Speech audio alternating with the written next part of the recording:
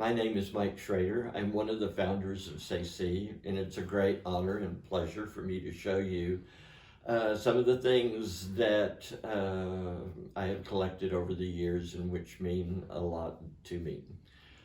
Folk art has been a part of my life and an important part of my life from the time that I was in the Peace Corps in the Philippines. And that time frame is exactly 50 years from right now. I quickly learned that the Muslim areas of Mindanao, the northern areas of Luzon, had incredible folk art made by people for use in their communities. And I collected as much of it as I could. The problem being that I made $75 a month and I couldn't afford very much of it. There are three things that I collect that mean so much, and one is artwork. I create artwork, but I love to collect artwork from CC students, from fellow artists. It just means so much. And then the folk art aspect, which are utilitarian kinds of things, which started in the Philippines and has continued. And then the third is textiles. And textiles are an incredible part of the folk art tradition, I think. What I like about the textiles is that you can get some age on them. You can find things that have been used for a very long time. I've lived with this or a very similar Christmas tree for the 40 years that I've lived in King William. And it started on Madison Street, and I piled up bird cages and then just started putting some of the stuff that I had collected over the years. And then as I would travel, I would always bring back other pieces. I buy things that I love and am entranced with at first sight, really. But it isn't very difficult because I really love a lot.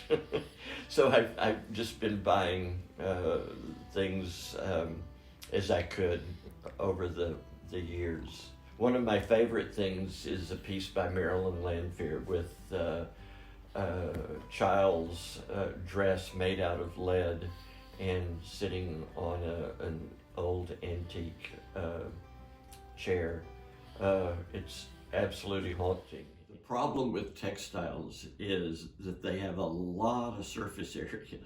And so I've got a lot of textiles, and to show them is very difficult. So I love to put them on the furniture, the seating and all. And these are all Peruvian and Bolivian fabrics. There's so many that I can't put out like this, and so I have some storage cabinets. This is mostly Guatemalan, some Oaxacan, and maybe a little bit of actually African. These two pieces here.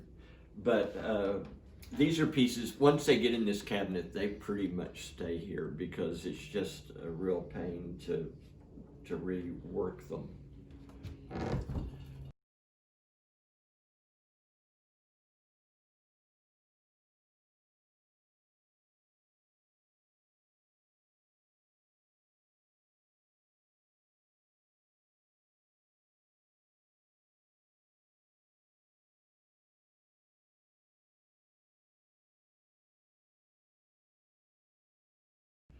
When I buy new things, I love to live with them for a while before they get stashed away.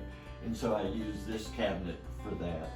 And it's got my favorite pieces. This is the Guatemalan piece that I was telling you about. And it's unbelievable. And you have to really feel it and look at the texture and everything on it because it's just unmatched. And then all other pieces go here, and I just love coming and looking at it.